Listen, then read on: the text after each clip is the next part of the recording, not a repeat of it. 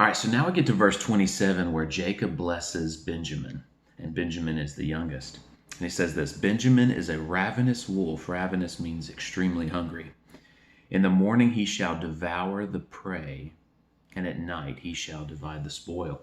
Now, I guess people could take this in a negative way, thinking about, wolves in sheep's clothing. But I think we should look at this as a positive thing.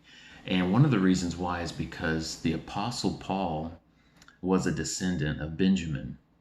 And so if we think of Jesus as the lion of the tribe of Judah, I think it's logical to think of Paul, or used to be Saul, as the wolf of the tribe of Benjamin. And it's just like a smaller version of a lion, of course, different family. It's not a large cat, it's a dog.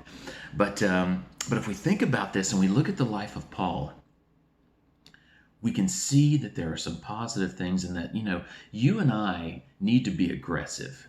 There is this idea that Christians should be just very passive and kind all the time. But then if you look at the life of Christ, he came across as very rude sometimes.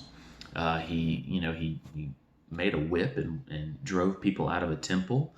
If you look at the life of Paul, he told the Pharisees, or the religious Jews, that their blood is on their own head. He was trying to help them understand the gospel, and they were rejecting it. And he said, you know what, I'm going to go to the Gentiles.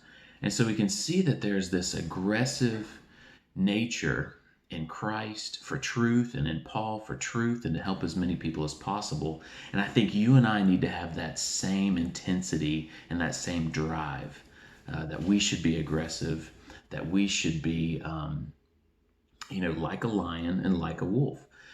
And then, if we think about what's really going on, that we only have a short amount of time, we only have one life to lead as many people as possible. Think about, we have one life to grab as many people from Satan, because we're all born in sin, we're all born in darkness.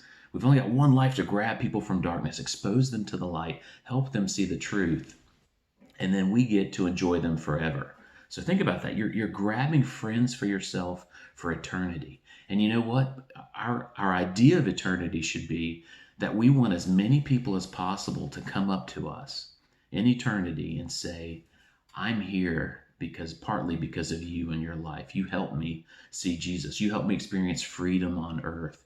And so our goal, our one goal, is to make as many disciples as possible before we pass away. And that involves leading people to Jesus and helping people who do know Jesus experience as much freedom as possible by knowing the truth. And so, man, this is convicting for me. Am I really discipling as many people as possible? Am I really trying to help as many people as possible before I pass away? Am I aggressive enough in life, trying to take people from Satan and give them to Jesus, take people from from darkness and lead them to light?